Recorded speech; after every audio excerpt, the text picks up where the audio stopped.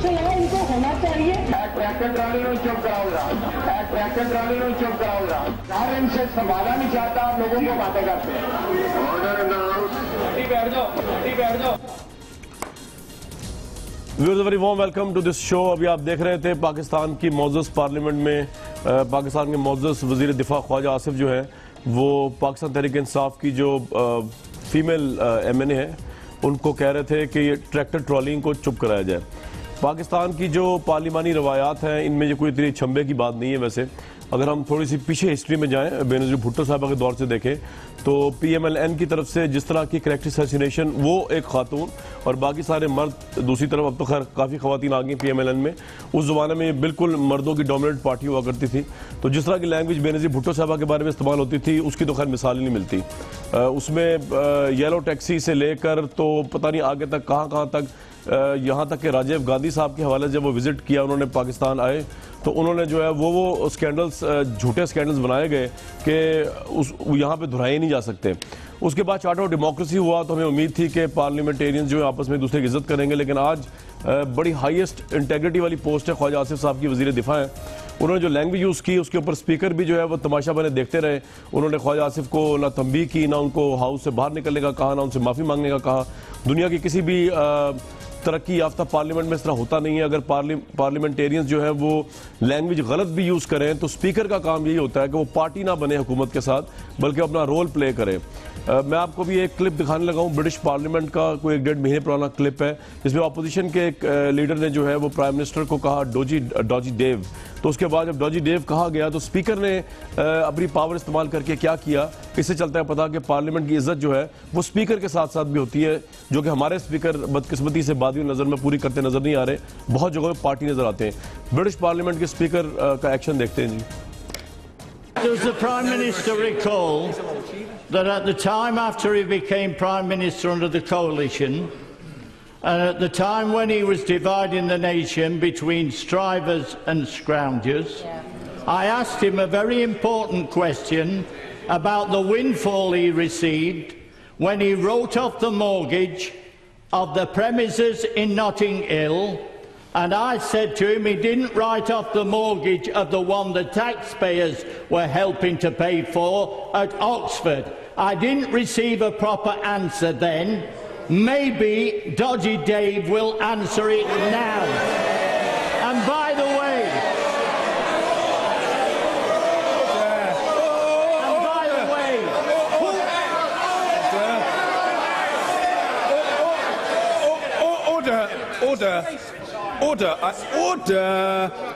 Order.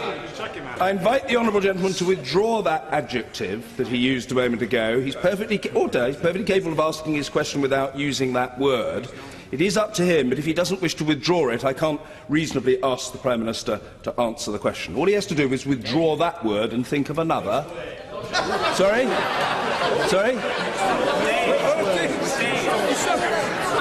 I think he knows the word beginning with D and ending in Y that he inappropriately used. Davy. Withdraw. I know what you're talking about. Very simple. Withdraw. This man has done more to divide this nation than anybody else. He's looked after his own pocket. I still refer to him as Dodgy Dave. Do what you like.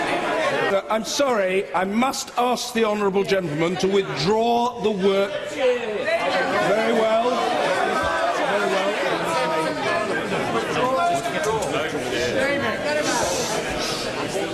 Under the power given to me by Standing Order number 43, I order the honourable member to withdraw immediately from the House for the remainder of this day's sitting.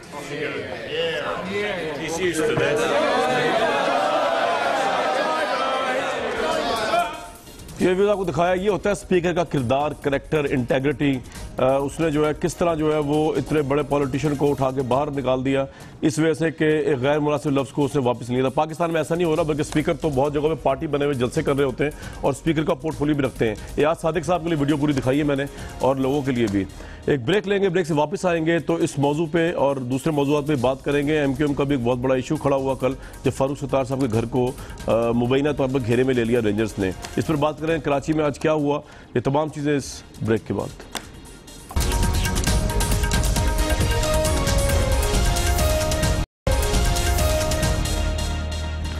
Abid शेर अली साहब को बहुत warm welcome, senator Saeed Ghani साहब को welcome, शहर आफरीदी साहब को और साजिद अहमद साहब को बहुत warm welcome. Senator Saeed Ghani साहब बड़े सीनियर पॉलिटिकल वर्कर हैं। सर आपसे स्टार्ट करता हूं, ख्वाजा आसिफ साहब के आज के रिमार्क्स ट्रैक्टर ट्रॉली एटसेट्रा खातून मेंबर को जो उन्होंने कहा, आपके नज़दीक स्पीकर को क्या करना चाहिए था और माफ़ी मांगनी चाहिए ख्वाजा आसिफ को इस कंडक्ट पे, या सब चलता है सियासत में ठीक है? नहीं, मेरा नहीं ख्याल कि इस तरह की लैंग्वेज इस्तेमाल करनी चाहिए और ख़ास तौर पे ख़वातीन अरकान के लिए। स्पीकर साहब को मुझे नहीं पता उन्होंने वो एक्सपंज किए कि नहीं किए, वो तो किए, तो अल्फाज फौरी तौर पे एक्सपंज कर लेने चाहिए थे। और उसके बाद अगर जो ख़वातीन अरकान हैं उन्होंने एहतजाज किया तो ख्वाजा आसिफ को भी माज़रत कर लेनी चाहिए थी ताकि मामला आगे ना बढ़े। लेकिन मैं समझता हूँ कि माज़रत तो एक खैर हमारे यहाँ एक रिवायत सी है, तरीके से माफ़ी मांग लेते हैं, लेकिन हमें इज्तनाब करना चाहिए ऐसे किसी भी रवैये से जिसकी वजह से किसी की दिल आज़ारी होती हो। बाज़ औक़ात गुस्से में इस किस्म की बातें हो जाती हैं, लेकिन अगर पार्लियामेंट में बैठे हुए ज़िम्मेदार लोग और ख्वाजा आसिफ के मुतल्लिक़ ज़हन में रखें कि वो कोई एक नए पार्लियामेंटेरियन नहीं है, पता नहीं मुतअद्दिद मरतबा वो रुकन असम्बली रहे हैं, वज़ीर रहे हैं और PMLN के सीनियर तरीन रहनुमाओं में उनका शुमार होता है। अगर वो इस तरह से करेंगे तो फिर जो उनके नए मेंबर्स आ रहे हैं पार्लियामेंट में वो उन्हीं को मेरा ख्याल है कि फॉलो करेंगे और इस तरह की हरकतें वो भी करेंगे। राइट। आबिद शेर अली साहब, एक तरफ तो आपने बड़ा ज़बरदस्त ख़वातीन निस्वां बिल पेश किया तहफ़्फ़ुज़ ख़वातीन का और उस पर पंजाब हुकूमत ने, वफाकी हुकूमत ने बड़ा स्ट्रॉन्ग स्टैंड लिया हुआ है। दूसरी तरफ आज आपके बहुत ही सीनियर वज़ीर जो हैं ख्वाजा आसिफ साहब, उन्होंने एक और खातून पार्लियामेंट को जो है वो बड़े बुरे तरीके से जो है वो डेरोगेटरी अल्फाज का इस्तेमाल किया, ट्रैक्टर ट्रॉली तक वो कह दिया। आपको बीइंग अ पार्टी मेंबर आप समझते हैं कि मुजम्मत करते हैं ख्वाजा आसिफ साहब कंडक्ट की और आप समझते हैं कि उनको माफ़ी मांगनी चाहिए ताकि ये ट्रेंड ना बने? मैं समझता हूँ कि जो मौसम जो मौके की मुनासिबत से था वो फ्लो में ख्वाजा साहब ने बिल्कुल सही कहा। देखिए, अगर ये पार्लियामेंट्री लीडर इनके बात करते हैं और अगर हम उनको इंटरप्ट करें, खान साहब तो पता नहीं क्या क्या on the floor of the house कह देते हैं, तो ये एक ट्रेंड है कि जब आपके लीडर गुफ्तगू करें या सीनियर रहनुमा गुफ्तगू करे तो बेहतर है कि PTI के लोगों ने गुफ्तो शनीद की, हमने बड़े सब्र तहम्मुल से की। ख्वाजा साहब बिल्कुल अपनी स्पीच कर रहे थे, बीच में ये मोहतरमा बाजी नहीं, इनकी आदत है पुरानी, ये पहली मरतबा नहीं हुआ, आगे भी इनको कोई इश्यूज़ हैं कि ये बिल्कुल आते हैं इसी तरह ही गुफ्तगू फरमाती हैं। ख्वाजा साहब ने मना किया कि भाई नहीं करें, अपनी बारी पे ज़रूर बात करें। जब इन्होंने बाज ही नहीं आई तो जब आप किसी मेंबर, ऑनरेबल मेंबर को स्पीच भी ना करने दें और ऊपर से कहें कि जी वो अपनी बंदिश करें, तो उसका तो सवाल ही पैदा नहीं होता। यही वही असम्बली थी जिसको जगह जगह पे डाकू भी कहा गया, जिसे और भी बड़े नामों से कहा गया, फिर उस पर भी माफ़ी मांगना गवारा नहीं।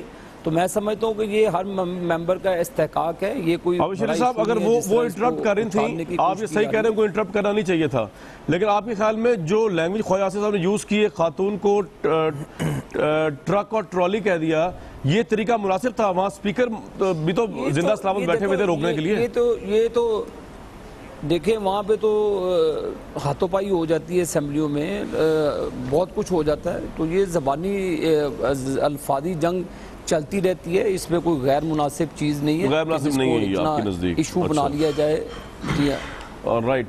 शाहिद साहब देखें, देखें आप मेरी एक सेकंड लूंगा शाहिद भाई आपसे। देखें जी। जब एक मेंबर खातून, अब मैं कुछ कह दूंगा तो फिर बात और लंबी हो जाएगी। जब आप किसी रुकन को बड़े वाहियात अल्फाज से पुकार रही हो, बेशरम कह रहे हो और उनको अल्फाज की जंग से खेलने, और मैंने डॉक्टर आरिफ अलवी साहब को इतने हाइपर नहीं देखा, उन्होंने भी आज प्रवोक करने की कोशिश की। उन्होंने ख्वाजा आसिफ साहब की स्पीच में, मैंने आरिफ अलवी साहब बड़े शरीफ आदमी हैं, अच्छे आदमी हैं, आज वो भी पता नहीं क्यों गुस्से में थे। अभी तो ख्वाजा साहब खड़े ही हुए थे, अभी उन्होंने अपने वो जो डॉक्यूमेंट्स थे अभी लोड शेडिंग के हवाले से मामला पे उन्होंने बात की, तो इन्होंने फिर एक उद्यम मचाया, ख्वाजा साहब तहम्मुल से रहे। लेकिन जब मेंबर खातून ने कोई डेरोगेटरी रिमार्क्स पास किए ख्वाजा साहब की ज़ात पर, तो फिर फ्लो के साथ तो ये फिर शाहिद साहब ये चीज़ें होती। अच्छा आबिद भाई, ये तो आपका पॉइंट आ गया, वो हमें उनके तो रिमार्क्स पता नहीं चल सके, जो एविडेंस हमारे सामने आया है उसमें तो ख्वाजा आसिफ साहब जिनको जो है वो ट्रैक्टर ट्रॉली कह रहे हैं। शहरियार आफरीदी साहब, आप लोगों ने भी वो कह रहे हैं गालियाँ दी, डाकू तक का इस पार्लियामेंट को, तो अगर आपकी मेंबर पार्लियामेंट को वो कह रहे हैं ट्रैक्टर ट्रॉली, तो उसमें आपको क्या प्रॉब्लम है भाई? वो कह रहे हैं क्या इशू है? तो ठीक है, मुज़ाफ़ात अमल है। बिस्मिल्लाह, सबसे पहले आपका शुक्रिया कामरान जी। असल में देखें, कहा जाता है कि हमने पार्लियामेंट को बुरा भला कहा, तो मुझे ये बताइए कि जब हमारे रिजर्वेशंस थे कौमी असम्बली के हवाले से और रिगिंग के हवाले से, जब जुडिशल कमीशन हुआ उसके बाद हम आए और पार्लियामेंट में एक्टिव रोल और एंगेजमेंट हमारी, आप देखें कि we are trying our level best कि पार्लियामेंट को मजबूत किया जाए और उसकी इज्जत ना सिर्फ पाकिस्तान में बल्कि पाकिस्तान से बाहर हो। अब बात यह है कि आज जो ख्वाजा आसिफ साहब ने किया, ख्वाजा आसिफ साहब उनके बुज़ुर्ग और मेरे बुज़ुर्ग दोस्त थे मेरे, लेकिन मुझे दुख होता है कि शायद वो किसी बुकलाहट का शिकार हैं। NA 110 में जो ये अभी सुप्रीम कोर्ट से जो 1,10,000 कमोबेश नॉन वेरीफाइड वोट्स आए हैं, उनको ये ऐसे अल्फाज जचते नहीं हैं। ऑपोजिशन का काम होता है इंस्टिगेट कराना, ऑपोजिशन का काम होता है कि आपको क्रिटिसाइज किया जाए, लेकिन हुकूमत रूलिंग पार्टी का और फिर मिनिस्टर्स का काम होता है कि आप लॉजिकल अप्रोच के साथ मुहज़्ज़ब अंदाज में आम तमाम चीज़ों को एड्रेस करें और उनका सलूशन बताएं। आज जो पार्लियामेंट में उन्होंने कहा, इससे भी बड़ी एक उन्होंने गलत बात कही कि जो चोर हैं उनकी बिजली नहीं। अब मुझे ये बताएं कामरान भाई कि आप क्या मैसेज देना चाह रहे हैं? आप एस्टिमेटेड बिल्स भेजते हैं, एक बंदे ने 100 यूनिट इस्तेमाल किए हैं, आप उनको 300 यूनिट्स, आपके पास मैन पावर है नहीं, आप अगलों को इल्ज़ाम दर इल्ज़ाम लगा रहे हैं। मैं कहता हूं, मैंने स्टैंडिंग कमेटी की मीटिंग्स में कहा है, मैंने कौमी असम्बली में कहा है कि खैबर पख्तूनख्वा का मकरूज वफाक है, आप हमें वो भी नहीं दे रहे अपना हक। फिर हमारी बिजली जो रिक्वायर्ड आपका हमारे साथ मुआहदा है 600 मेगावाट्स, वो बिजली भी आप हमें नहीं देते। अनस्केजुअल लोड शेडिंग कर रहे हैं, लोगों को डिलिबरेटली जलील कर रहे हैं, और फिर कहते हैं कि आपने पैसे 55 अरब रुपए निकलवाए। ये हम कौमी असम्बली के मेंबरान, हमारे टीम प्लेयर्स घर घर जा रहे हैं, हमारी डिस्ट्रिक्ट एडमिनिस्ट्रेशन, हम लोगों को कन्विंस कर रहे हैं, हम इनकी टीम के साथ उनकी बैठ के मीटिंग करवा रहे हैं। अब मेरा पॉइंट ऑफ व्यू ये है कि एक मिनट कामरान, एक मिनट जी, हम एक ऐसे मुल्क के बासी हैं जहां पे रिवायात, इक़दार और सबसे बढ़कर माँ बहनों की इज्जत बहुत जरूरी है। अगर एक बहन, एक बेटी कौम की अगर ऐवान में पॉइंट ऑफ कंसर्न या कोई अपना जो है वो कोई किसी चीज पे एग्री नहीं करती, तो आप उसकी जातियात तक जाएंगे? ये कौन सी ऐसी सोच को तरवीज दे रहे हैं? ये आने वाले जवानों को और पूरे पाकिस्तान में क्या मैसेज? ख्वाजा आसिफ साहब अपनी उम्र को देखें। कौन अपनी उम्र को देखा? ख्वाजा आसिफ साहब, ठीक, ख्वाजा साहब तो यंग है भाई, ख्वाजा बड़े वेल, आसिफ साहब ख्वाजा आसिफ साहब यंग नहीं है, he has crossed 55, 55 साल से ऊपर है। आबिद भाई, ये थपकियां तो आपकी तरफ से भी जा रही थी, उनकी तरफ से भी जा रही थी। आज तो पार्लियामेंट में इसका मतलब पार्लियामेंट में आज जो है खूब वो लगा हंगामा हुआ है, जिसमें आप भी बराबर शरीक लग रहे हैं। मुझे देखें, मैं तो मुस्कुरा ही सकता हूँ कि शुक्र है इनको भी कोई एहसास हुआ कि इज़्ज़त किसको कहते हैं, एहतराम किसको कहते हैं, माँ बहनों का एहतराम क्या होता है। कंटेनर पे खड़े होकर तो सबकी उधेड़ते रहे हैं, सबके कपड़े उतारते रहे हैं।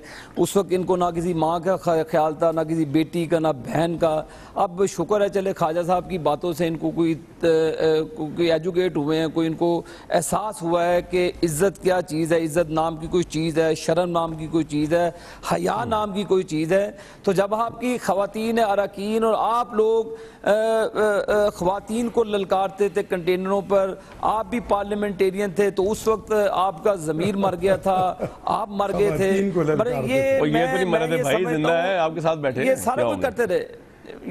ये मैं आपको सिखाना चाह रहा हूँ कि इनका टॉलरेंस लेवल देखें कि क्या है। देखें शाहिद भाई, आप बैठे हैं, देखें अब जब मैं स्पीच कर रहा हूँ, आप बार बार मुझे मेरी स्पीच को इंटरप्ट करें। फ्लो में तो फिर जो भी आएगा तो वो चीज फ्लो में निकलती है, ट्रक की तरह निकल जाएगी फ्लो में, ट्रक जैसा निकलता है। बिल्कुल ठीक है।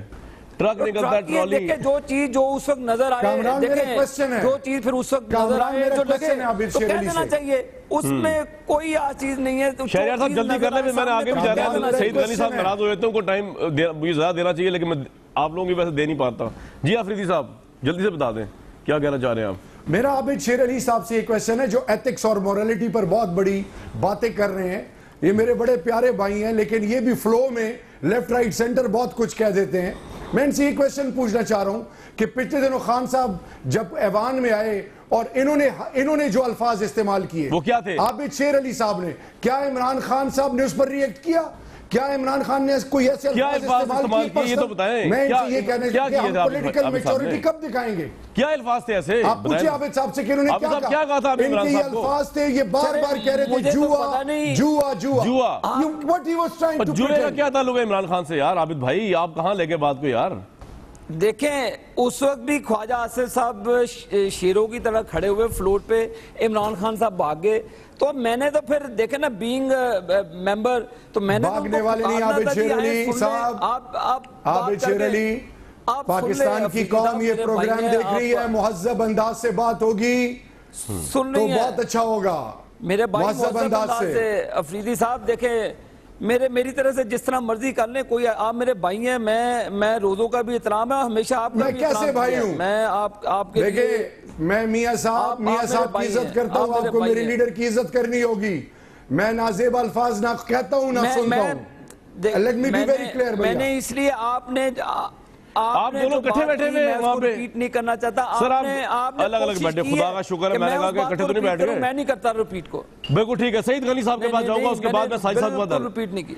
सईद गनी साहब एक बात बताइए कि ये लोड शेडिंग का जो दावा था, ये आपके नजर में ये हो रहा है, यानी लोड शेडिंग कम होगी रमजान में? क्यों आबिद शेर अली साहब बैठे हुए, अभी इनसे पूछ लेते हैं, वरना सईद गनी साहब। देखिए आज मुझे अभी कुछ देर पहले कुछ में लोग मिले जिनका अपना कारोबार है जी, वो ये कह रहे हैं कि गालिबन पिछले 2 दिन से जो ये दावा करते थे कि इंडस्ट्रीज़ को जो है हम 24 घंटे बिजली दे रहे हैं, उन्होंने कहा जी 10 घंटे की लोड शेडिंग शुरू कर दी उन्होंने वहाँ पर। अच्छा। और दूसरी बात ये, अब चूँकि के इलेक्ट्रिक का मसला है, के इलेक्ट्रिक को ये मानते नहीं है, और मैं भी समझता हूँ कि किसी हद तक इनकी बात ठीक है। कराची में जहाँ मैं रहता हूँ 7.5 घंटे की लोड शेडिंग गर्मियों में भी हो रही थी, सर्दियों में भी हो रही थी, रमज़ान में भी हो रही है, और ये उसके अलावा है जो वैसे फॉल्ट्स आ जाते हैं और घंटे 2 घंटे 3 घंटे के लिए लाइट चली जाती है, तो मिनिमम लोड शेडिंग 7.5 घंटे की वहाँ भी हो रही है। तो ये, और ख़ास तौर पे जो हमारे देही इलाके हैं, देही आबादियाँ हैं, जिनकी आवाज़ आपकी मीडिया तक नहीं पहुँचती, अखबारों में नहीं आती, टीवी चैनल नहीं चलती, वहाँ तो पुरसाने हाल कोई नहीं है, वहाँ तो बहुत बुरा हाल है। और ये जो आबिद शेर साहब कहते हैं कि जी फिलहाल इलाके में इतना जो है वो बिजली चोरी हो रही है और वहाँ से पूरे के पूरे ट्रांसफार्मर उतार के ले जाते हैं। देखिए अगर कहीं चोरी हो रही है तो उसमें अब कहते हैं जी 70% है, 30% लोग तो ऐसे हैं ना जो बिजली बेचारे आपको बिल दे रहे हैं, तो उसके 70 के चक्कर में 30 को भी सजा दे देते हैं, पूरी की पूरी बिजली बंद कर देते हैं। तो ये मामला अभी भी हैं, लेकिन जो दावा था इनका कि जी हम 6 महीने में और साल में और 1.5 साल में और 2 साल में खत्म कर देंगे, अल्लाह के फजल से वो दावा इनकी और दावों की तरह ही जो है वो गलत। और आपको ये लगता नहीं कि 2018 तक खत्म होगी लोड शेडिंग, जिस तरह प्राइम मिनिस्टर साहब कह रहे हैं वो 2018 तक ले गए? गनी साहब, कामरान साहब, बहुत आसान सा तरीका और फार्मूला है जी, पहले 6 महीने, फिर 1 साल, फिर 2 साल, फिर 3 साल, अब 2018 कह दिया है। अब 18 के बाद 19-20 तो ये कहने से रहे इसलिए कि इनकी हुकूमत जो है 18 तक है, तो मुझे तो नहीं लगता, अल्लाह करे कि हो जाए, लेकिन मुझे लगता नहीं कि 2018 में लगता नहीं आपको? बिल्कुल ठीक है। एमक्यूएम की तरफ जाएंगे जी, साजिद साहब हमारे साथ है, एमक्यूएम के। साजिद भाई क्या मसला हो गया? कल रेड पड़ गई फारूक सत्तार साहब घर में, कोई क्रिमिनल को पनाह दी हुई थी या वैसे ही शौकिया रेंजर्स आपके घरों के आसपास फिरती रहती है आजकल? हुआ क्या मेरे भाई? औज़ुबिल्लाहि मिनश शैतानिर रजीम, बिस्मिल्लाहिर्रहमानिर्रहीम। सबसे पहले आपके प्रोग्राम में मौजूद तमाम हाज़रीन को अस्सलाम वालेकुम। जी वालेकुम। अच्छा, गुश्ताकर डॉक्टर फारूक सत्तार भाई के घर पर रेंजर्स ने तकरीबन 2 घंटे तक कॉर्डर किया रखा उनका एरिया को, 2-4 गलियों को, और उसके बाद उनके घर पे गए, बाकायदा उनके घर पर बट शट मारी उनके दरवाज़ों पर, और जाकर काफ़ी 2-2.5 घंटे तक खड़े रहे। वहाँ लोग नमाज नहीं पढ़ सके, वहाँ तरावी के लिए लोग नहीं जा सके, और ये सिलसिला एमक्यूएम के साथ है। एमक्यूएम ने इस ऑपरेशन को वैसे भी सपोर्ट किया था। 2013 से आज तक ऑपरेशन चल रहा है पूरे पाकिस्तान में। अच्छा, ज़रब-ए-आज़म के नाम पे जब ऑपरेशन स्टार्ट हुआ था तो उसमें तय ये पाया था कि ये जेट ब्लैक दहशतगर्दों के खिलाफ कार्रवाइयाँ होंगे। उसमें तो दहशतगर्दी पकड़े जा रहे हैं कराची में भी, लोग जिन्होंने मस्जिद इमाम बाग पकड़ा जा रहा है, उन सब के खिलाफ कार्रवाई होगी। अच्छा हुआ ये कि जो फिर उसके बाद कराची में भी कराची में कामरान साहब अब तक 3 ऑपरेशन हो चुके, तीसरा ऑपरेशन चल रहा है ये। जी। अच्छा, हर ऑपरेशन की एमक्यूएम ने हमेशा सपोर्ट की और हर ऑपरेशन एमक्यूएम के खिलाफ किया गया उसके बाद। अच्छा, पहला ऑपरेशन 1992 को किया गया। उस ऑपरेशन को जब किया गया तो उसकी भी एमक्यूएम ने सपोर्ट की थी। उसके अगेंस्ट में सर अब 2016 में आए थे। अब आपका कल जो हुआ है आपको लगता नहीं कि नाजायज असला पकड़ा है वहां से? अच्छा, उसके बाद 2013 में फिर अच्छा 2013 से अब तक 2015 और 16 में ये हुआ कि पाक सरजमीन पार्टी सामने लाके खड़ी कर दी गई। यानी कि कराची के लोगों को आपस में लड़ाकर, और ये कौन लड़ा रहा है भाई? कौन उसका नाम तो ले यार, पूछे उनसे ताकि हम। आप शेर अली साहब की हुकूमत लड़ा रही है। अच्छा, बहुत सईद गनी साहब की हुकूमत लड़ा रही है जी। कौन लड़ा रहा है? अच्छा, ये गंदा गेम, ये गंदा गेम खेला जा रहा है। अच्छा, इस गंदे गेम की वजह से कराची में एमक्यूएम के हजारों कारकुनान शहीद हो चुके हैं इस वक्त तक। 2013 से अब तक तकरीबन चलो मुझे जरा आबिद साहब से पूछ लेने हैं सर, ये पॉइंट आपका जो है ना 1027 एमक्यूएम के कारकुनान इस वक्त जेलों में हैं। 155 एमक्यूएम के कारकुनान लापता हैं। एमक्यूएम के 60 कारकुनान, साजिद भाई आपको मेरी आवाज आ रही है? मारवा कत्ल उनका हो चुका है। अच्छा, हम ये पूछते हैं कि हमारा कमरा मुझे बात करने देंगे, मुझे आपने मौका भी दिया। अच्छा, हम ये पूछते हैं हमारा कसूर क्या है? आखिर कितने दहशतगर्द एमक्यूएम के अंदर हैं कि इतने अरसे से ऑपरेशन हो रहा है, एमक्यूएम के कारकुनानों को गिरफ्तार किया जा रहा है, पकड़ा जा रहा है, एमक्यूएम के रहनुमाओं के घरों पर छापे मारे जा रहे हैं। डॉक्टर फारूक सत्तार भाई जो कि 30 साल से पॉलिटिक्स कर रहे हैं, एमक्यूएम के सीनियर रहनुमा है, सीनियर कारकुन है वो एमक्यूएम के, एक पार्लियामेंटेरियन के घर पर मुझे यही आपका आपकी जो पॉइंट्स हैं इनको पूछने देना। पहले स्पीकर 2 रेलेवेंट लोग बैठे हुए इधर मेरे पास, मैं उनसे पूछ लेता हूं आपकी यही बात। आबिद शेर अली साहब, आपकी हुकूमत जो ऑपरेशन कर रही है, इतने सीनियर पार्लियामेंटेरियन फारूक सत्तार के घर के बाहर बकौल साजिद साहब के दरवाजों को पीटा गया, रेंजर्स ने आके वहां पे बकौल इनके हमला कर दिया। सर ये कोई टेररिस्ट पार्टी है तो इनको टेररिस्ट डिक्लेयर, पाबंदी लगाने से पहले ही पाबंदियां लग चुकी है पार्टीज पे। अगर ये टेररिस्ट नहीं है तो इनको टेररिस्ट की तरह क्यों डील किया जा रहा है, ये कह रहे हैं। कामरान साहब देखें, कराची में बहुत बेगुनाह लोग शहीद किए गए, उनकी टारगेट किलिंग की गई, उनके पीसेस किए गए। तमाम लोगों को पता है, फैक्ट्रियों में लोगों को बंद करके ज़िंदा जलाया गया। तो वो मैं समझता हूँ कि उसकी मिसाल और उसको जिक्र करना भी हमारे दिल खून के आंसू रोता है। जो लोग बच्चे जुलसे आग में जो शहीद हुए, मैं उस बहस में जाए बगैर, देखे जो भी रिक्वायर्ड लोग हैं, जिन लोगों की जिनके लिंक्ड हैं टेररिस्ट के साथ, उनको एक्वायर्ड है। तो एक बात बताइए मुझे, ये एमक्यूएम को क्या पोजीशन है सर? मेरी बात तो सुन लें एक मिनट। एमक्यूएम को हुकूमत की क्या पोजीशन है? टेररिस्ट पार्टी समझते हैं आप इसको, जो हर बंदा इनसे पकड़ा जा रहा है? बिल्कुल एमक्यूएम को मैं बिल्कुल ये टेररिस्ट पार्टी नहीं कहूँगा। मेरे लिए काबिल एहतराम है, इनके वर्कर हैं, पॉलिटिकल पार्टी है, पॉलिटिकल पार्टी का हर एक शख्स को। लेकिन जो शख्स टेररिस्ट है शाहिद साहब, चाहे वो मेरी पार्टी के अंदर है, इनकी पार्टी के अंदर है, जिसकी भी पार्टी के अंदर है, और जिसका माजी दागदार है, उसको चौराहों पे उल्टा लटकाना चाहिए। उस पर मैं समझता हूँ कि फिर जो किसी की प्रोटेक्शन दे या जिसको अपने घर में पनाह दे, उसको कतन, वो पाकिस्तान का भी दुश्मन है, बेगुनाहों के जो कत्ल में इन्वॉल्व, साजिद साहब का सवाल सुन ले, आबिद साहब कतन नहीं छोड़ना चाहिए। साजिद साहब क्या सवाल पूछ लें, फेडरल गवर्नमेंट को रिप्रेजेंट कर रहे हैं आबिद शेर अली साहब जी। देखें पाकिस्तान की मुख्तलिफ वक्तों के अंदर पाकिस्तान में एमक्यूएम सियासी जमात है, पाकिस्तान के लिए काम कर रही है, पाकिस्तान के अंदर काम कर रही है, और पाकिस्तान के लोगों ने इसको बार बार मुंतखब करके इनको लोगों को पार्लियामेंट के अंदर भेजा है। अच्छा कामरान भाई, मसला ये है कि पाकिस्तान के अंदर दोहरा कानून है। मिसाल के तौर पर आबिद शेर अली साहब कह रहे हैं कि फैक्ट्री में लोगों को जलाया गया। बिल्कुल, अगर किसी को जलाया गया, जिन लोगों ने जलाया उनको पकड़े, हम मना नहीं कर रहे हैं। मिसाल के तौर पर मॉडल टाउन का वाकया होता है, उसमें भी तो प्राइम मिनिस्टर ऑफ पाकिस्तान का नाम है, सीएम पंजाब का नाम है, राना सनाउल्लाह का नाम है, बल्कि एक वहाँ से टारगेट किलर पंजाब से पकड़ा गया था। उसने कहा था कि राना सनाउल्लाह ने मुझसे टारगेट किलिंग करवाई है। तो कोई कानून पाकिस्तान के अंदर कोई कानून है कि उस कानून के तहत उसके घर पे भी राणा सनाउल्लाह एक पार्लियामेंटेरियन है, उनके घर पे भी छापा मारा जाए। डॉक्टर फारूक सत्तार जो कि पार्लियामेंट लीडर है, खैर इसका जवाब तो आबिद शेर अली साहब इसलिए नहीं दे सकते क्योंकि आबिद शेर अली साहब के तो वालिद मोहतरम जो है उन्होंने खुद राणा सनाउल्लाह साहब पे कत्ल के इल्जाम लगाए, इनकी हुकूमत कुछ नहीं कर सकी।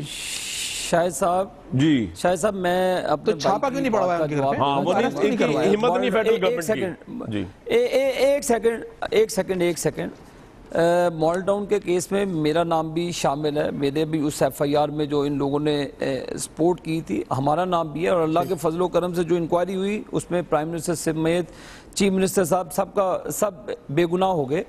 अब रॉ के अंदर जो इनके भाई जो इनके भाई हैं, इनका रॉ का इनका ताल्लुक बता रहे हैं, और फिर तो आपको सबको फांसी दे देनी चाहिए।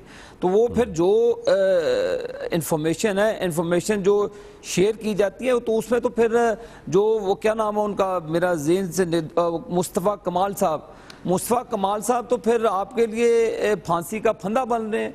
जो आपके हारून रजा साहब हैं, जो भी मोतबर शख्सियात हैं जो आपके लिए बड़े वोकल हुआ करते थे, वो आपको लिंक कर रहे हैं इंडिया टेररिज्म के ऊपर। ठीक है, ये मामला तो फिर ठीक है सर, ये पॉइंट आ गया आपका। मैं अफरीदी साहब के पास जाऊंगा सर, ये पॉइंट आ गया, ये तो फिर बात तो बड़ी दूर तक जाती है। बिल्कुल ठीक। अफरीदी साहब आपका अपना टेक क्या है बीइंग अ कलीग? जो बिल्कुल कामरान भाई आखिरी बात, एक बात मैं जवाब दूंगा इनका, मैं एक जवाब दूंगा इनका मैं। जी भाई, मैं एक अल्फाज मिसाल के तौर पर इन्होंने रा की बात की, मिसाल के तौर पर इन्होंने रा की बात की है, तो जब मोहतरम नवाज शरीफ साहब पे बुरा वक्त आया था तो मोहतरम नवाज शरीफ साहब के बेटे ने भी तो इंडियन प्राइम मिनिस्टर को खत लिखा था कि पाकिस्तान आर्मी से मेरे वालिद साहब को बचाया जाए, तो उनके लिए भी ये तो खत मेरे सामने अब तक नहीं आया कोई। अगर वो झूठा इल्जाम है तो फिर ये भी झूठा इल्जाम है। इस खत का तो नहीं पता, इल्जाम तो पाकिस्तान के अंदर लगता है। ये खत तो जिस तरह मुस्तफा कमाल का नाम लिया, बिल्कुल इस तरह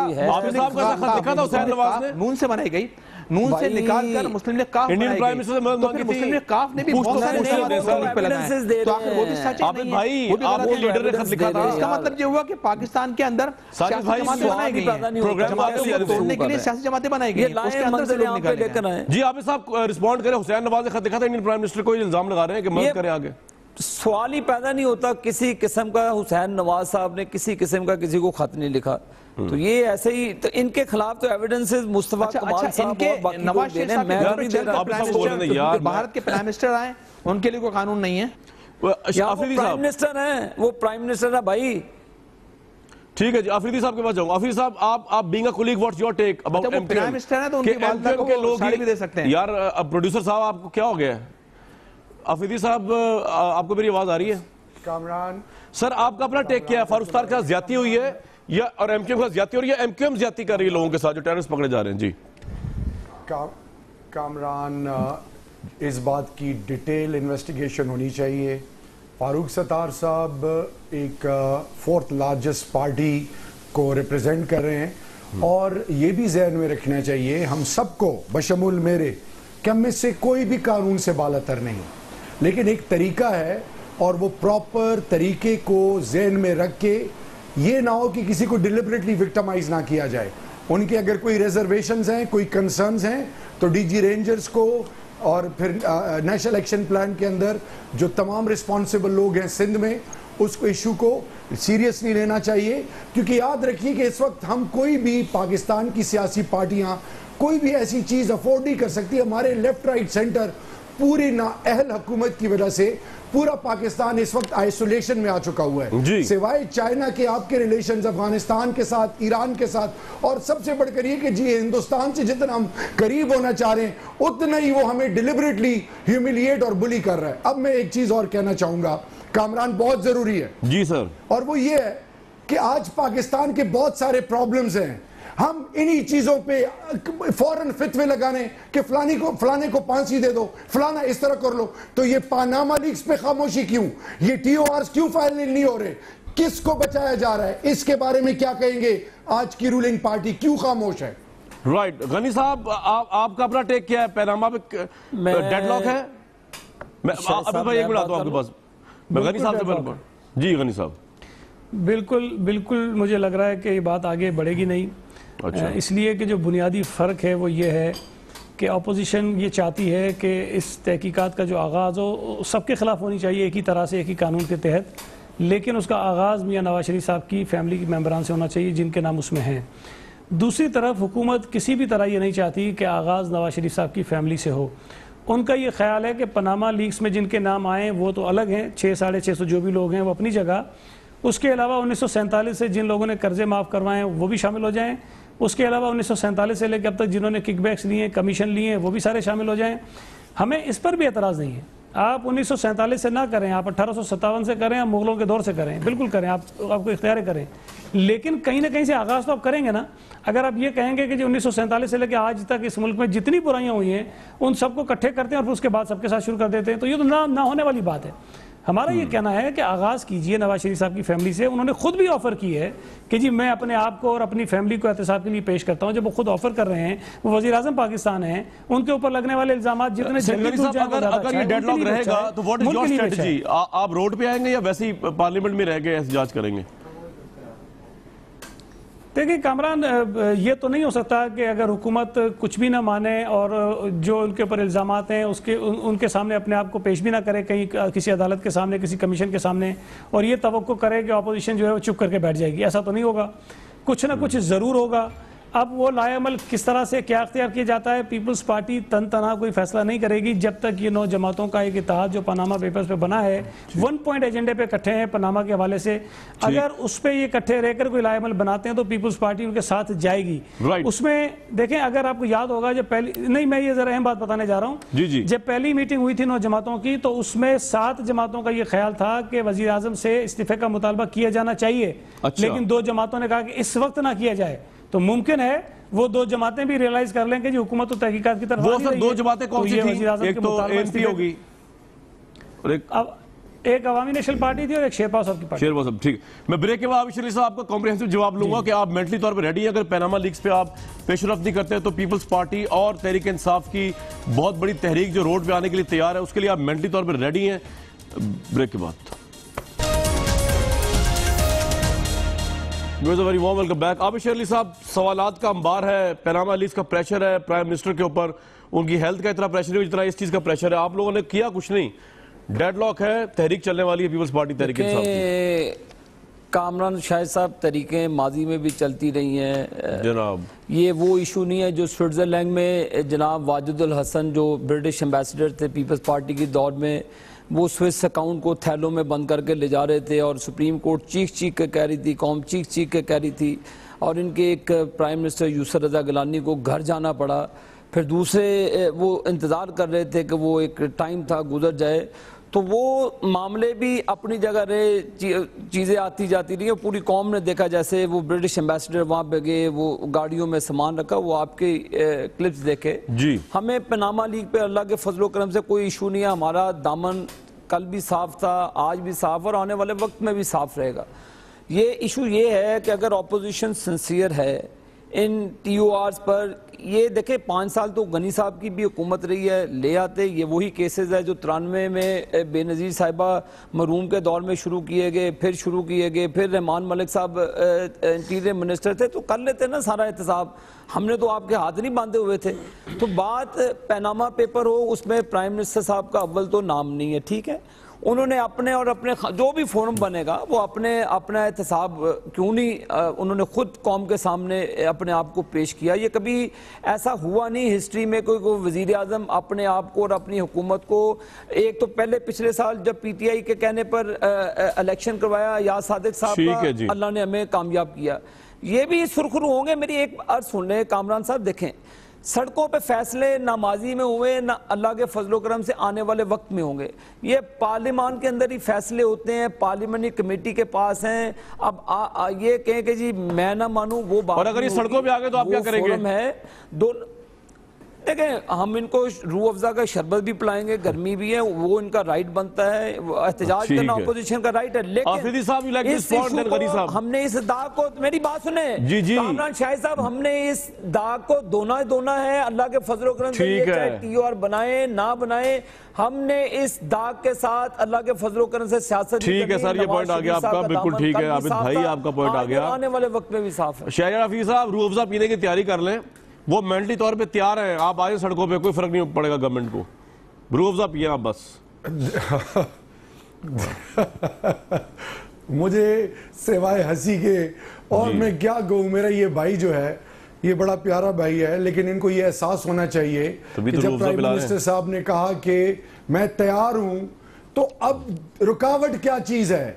अगर प्राइम मिनिस्टर साहब इन्वॉल्व नहीं है, अगर प्राइम मिनिस्टर साहब ने टैक्स इवेजन नहीं की, अगर प्राइम मिनिस्टर साहब ने बैकडोर से पैसे बाहर मुंतकिल नहीं किए, अगर प्राइम मिनिस्टर साहब के बच्चों ने वाकई वो पैसे जेन्युइन तरीके से अर्न किए हैं, तो टीआरस में रुकावट क्या है? मेरे खिलाफ अगर कोई आज इल्जाम लगाए कि आपने खुदा न खास्ता ये काम किया है, तो अगर मैं चोर नहीं हूं तो मैं कहूंगा इन्वेस्टिगेशन कर लें। बिल्कुल ठीक। तो ये रुकावट क्या है? जल्दी से गनी साहब को जाने दें। बिल्कुल ठीक है सेनेटर सईद गनी साहब, आपको रेफरेंस दिया, आप लोग भी मुकदमे पुराने चलाते रहे, आपको कुछ मिला नहीं उसमें से, और करप्शन की दास्तानों की उन्होंने आपकी बताई दी है, तो आप किस तरह उनका एहतसाब करेंगे? आपके तो खुद हाथ वाजिद शम्सुल हसन के जरिए डूबे हुए हैं। कामरान जी, कामरान, प्रॉब्लम ये है, हम कहते हैं पनामा में नाम आ गया, आप कुछ करो तो ये कहते हैं स्विस अकाउंट में हो गया, तो फलां हो गया, फलां हो गया। भाई जो हमारे ऊपर हैं, आपके पास इख्तियार है, आपके पास हुकूमत है, आपके पास इदारे हैं, आप मुकदमा चलाइए, कुछ चल भी रहे हैं, आपको किसी ने रोका है। लेकिन आपको ये सारे उस वक्त भी याद आते हैं जब हम पनामा की बात करते हैं। लेकिन ये सारी चीज़ों को अलग देखना चाहिए कि आपके वक्त में जो कुछ हुआ, जो नहीं हुआ, चले वो एक तरफ रखें। आज की बात यह है कि पनामा पेपर्स में मियां नवाज शरीफ साहब के फैमिली के मेंबर्स के नाम हैं जी। अगर हैं तो उसकी तहकीक करने का कोई तो रास्ता होगा ना। अब आप ये चाहते हैं कि 10 लाख लोगों को इकट्ठा करें, उसमें मियां साहब के 3 बच्चों को डालें और फिर आपके सबकी तहकीकत इकट्ठे करो। ओ भाई, वो सारे 10 लाख लोग वजीर आजम के बेटे नहीं हैं, वजीर आजम की बेटियां नहीं हैं, वजीर आजम के बच्चे 3 हैं जिनका नाम है। तो ये अच्छी बात है, उनकी तहकीकत करवाइए, फारिग करवाइए, उनके ऊपर जो इल्जाम हैं हमें भी झूठा साबित कीजिए, इनको सुरखरू करवाइए, आराम से रूह अफ़ज़ा के चक्कर में ना पड़े, ये दाग जल्दी धो डालें मेरा ख्याल से करवाइए जी। रूह अफ़ज़ा के चक्कर में ना पड़े, ये कहना चाह रहे हैं। भाई देखिए, शायद भाई हमारे दामन साहब है, हमने कहा है कि हम खुद एहतसाबी के लिए हाजिर हैं। TORs जो कंसेंसस से बनेंगे वही बनेंगे और उसके मुताबिक आप करें। प्राइम मिनिस्टर साहब को तो उसके अंदर नाम नहीं है, जिसका नाम है जो चीज़ें हैं, जो चीज़ें लाना चाहते हैं कौम को, फिर एक ही मरतबा बता देना। जब आते हैं इनको याद आ जाते हैं। मेरे भाई मुस्कुरा रहे हैं, शहरियार अफरीदी साहब, इनको कहें कि जो वो ATM मशीनें जो इर्द गिर्द हैं, मेरा भाई बहुत अच्छा है, इसमें कोई शक नहीं, मैं दिल से इसकी इज्जत करता हूँ। लेकिन वो जो लोग हैं तो फिर उनका सबका अच्छा जी, मैं जाते कामरान साहब हाजिर हैं, कामरान से ये वादा है हमारा, हम अल्लाह का साहब आपको मुबारकबाद दूं। फवाद चौधरी साहब जो है वो आपको उन्होंने ज्वाइन कर लिया। मैंने कहा एक तो आपको ये मुबारकबाद दूं जाते जाते, बहुत अहम आपने आज तो मार्का किया। चले मैं भी मुबारकबाद दे देता हूँ। गनी साहब आप भी दे दें, आपकी पार्टी में भी रहे फवाद साहब जी। जी दोस्त हैं, जहाँ जाए अल्लाह खुश रखे। क्वेश्चन ये है जी भाई, क्या क्वेश्चन? अब तो प्रोग्राम ही खत्म हो गया। कामरान, मेरा साहब से ये है जी, ये हम इनको जामे शीरी भी पिलाएंगे, हम इनको टैंक भी पिलाएंगे, हम इनको साफ पानी भी पिलाएंगे। मेरा इनसे सवाल ये है कि खुदारा ये बताएं कि ये TORs आपके अंदर जो पार्टी में 150 से ज्यादा पार्लियामेंटेरियन कह रहे हैं कि ये स्टार्ट हो जाएं, सिर्फ कुछ रुकावट बने हैं, ये हकीकत आज आप पूरी कौम को बता दें। 150 फोर्ट ब्लॉक, इसमें बात करेंगे जनाब। फिर रुकावट आपकी सोच है, वो खत्म हो गया। हासिल बहस ये निकला कि रूह अफ़ज़ा पिलाएगी हुकूमत, TOR पे नहीं जाएगी, रूह अफ़ज़ा पिलाने के लिए तैयार है। अपना बहुत ख्याल रखिए, कल तक के लिए इजाजत।